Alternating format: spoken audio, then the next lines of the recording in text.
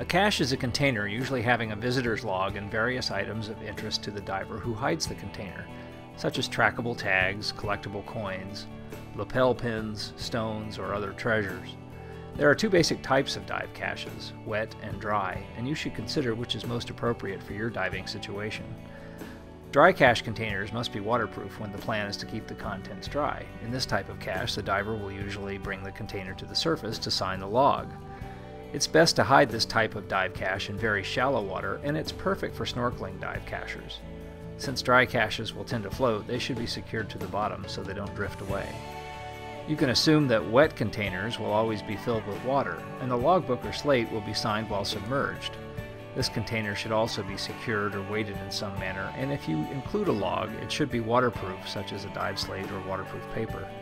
Be sure to indicate in the online description if there is a log and whether or not the diver should bring their own pencil. The cache container itself should be made from an environmentally friendly material that can hold up for a long time underwater. Consider plastic boxes or a snap-lock type container. Generally, avoid metal containers that will corrode underwater. Make sure the container lid is attached to the container itself to prevent loss. Securing the dive cache is an important part of hiding it, and tying it to the bottom and weighting it are both helpful. Don't attach a cache to historical or archaeological sites, and do not place the cache in a location that could compromise diver safety.